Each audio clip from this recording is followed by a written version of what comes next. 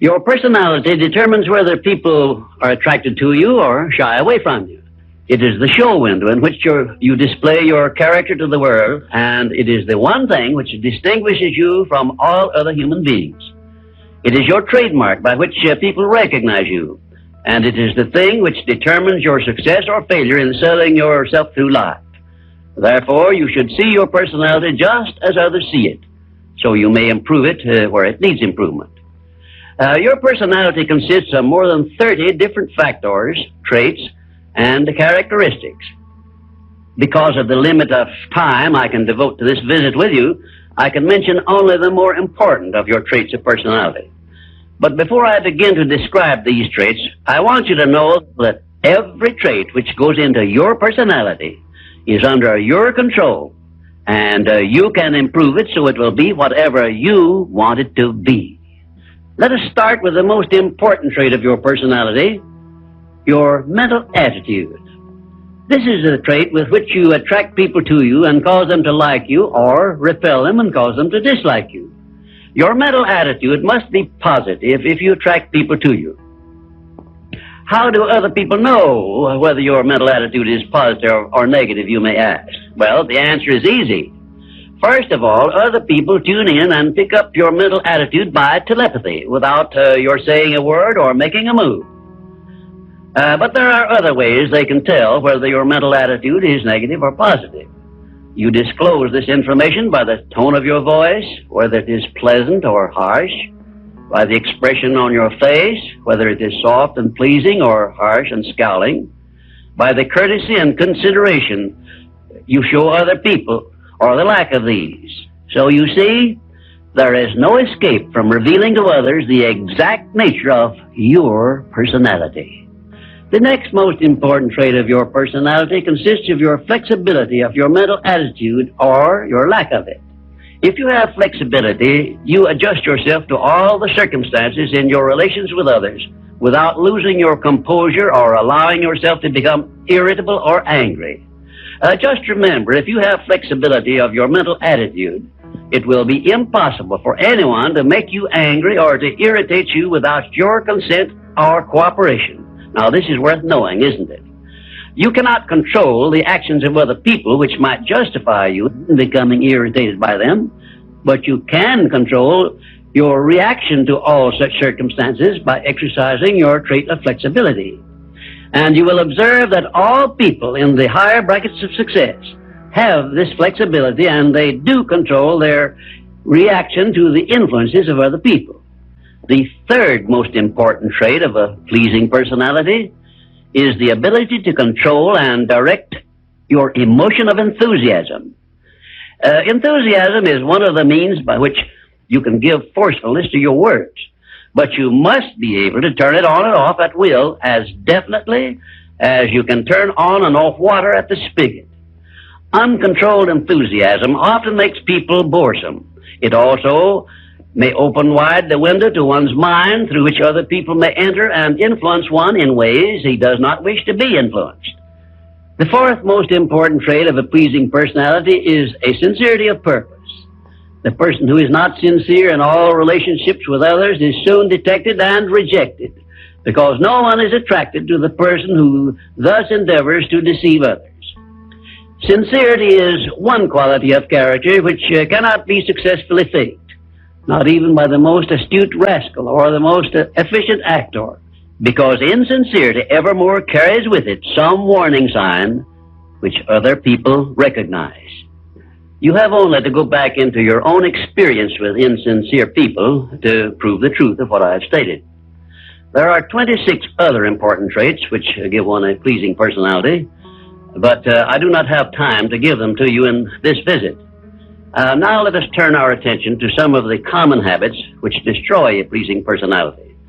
Please check yourself as I describe these negative habits, and you may make discoveries about yourself sufficient to enable you to rebuild your entire personality so it will become a master salesman in your behalf. 1 of the most destructive habits which make one's personality objectionable is that of breaking in and running away with the conversation when others are speaking. And 2, sarcasm expressed by insinuations and wisecracks which are not so wise, is near the head of the list of habits which give one a negative personality. And third, vanity expressed by either words or actions is sure to make one unpopular. And four, indifference in listening while others are speaking is sure to be noticed and resented. It is more profitable to be a good listener than it is to be a good talker, because one is always apt to learn something while listening to others, but never learns anything from hearing himself talk. 5, the attempt to flatter where flattery is obviously not deserved will bring quick resentment from others. Also, it will put them on notice, if they are wise, that the flatterer wants something he perhaps should not get. And 6, the habit of finding fault with the world at large and people in general is never a popular habit, and it is no part of a pleasing personality. It is far better to direct conversation to the circumstances and things which are right than to complain of those which one believes to be wrong. And 7, one of the very worst habits which destroy a pleasing personality is that of openly and directly challenging those with whom one may not agree, where there is no obvious reason for doing so, except the desire to be on the opposite side. And 8, the habit of volunteering unsolicited advice to others who have not requested it can make one an intolerable bore. Free advice usually is considered to be worth just what it costs, which is nothing but the patience with which to listen to it. And 9, the habit of speaking of one's physical ailments, worries, and personal problems may be tolerated by others, but this habit will never make one welcome or pleasing. If you wish to make yourself welcome in your relations with others, manage to talk about things which interest and concern those to whom you are speaking. You will never be boresome to the person to whom you are speaking of himself and the things which interest him, a truth which all master salesmen understand and respect. And 10, the habit of endeavoring to convey an impression of superiority through the use of words and topics unfamiliar to others is a surefire destroyer of popularity. If you wish to sell yourself to others successfully, you must negotiate with them on their own level through terms which they understand. And 11, envy of those who are successful is a trait which destroys a pleasing personality. The truly great men and women have all been known to be generous, sympathetic, and joyous in connection with the good fortunes of others. And 12, slovenliness in body, posture, and in clothing never attracts but always repels others. Clothes make not the man, as has been said, but they surely give him a mighty good start if they are appropriate and properly worn. Carelessness in body carriage and posture is immediately traceable to a negative mental attitude. If you are free from these 12 common habits which make one unpopular, you probably have a very pleasing personality. There are 5 other negative habits which make one unpopular, which I have not had the time to mention. Remember this, please. If you are not liked by other people, you may be sure there is a reason which you can detect and correct. It is unnatural for one person to dislike another without a cause. Before you can make full use of the master key to success, you will need to make your personality pleasing. This will require courage on your part and honesty with yourself. A pleasing personality stands near the head of the list of assets which make one truly rich. I was impressed with this truth many years ago when I heard Andrew Carnegie say that he paid his right-hand mastermind ally, Charles M. Schwab, $75,000 a year for the services he rendered directly.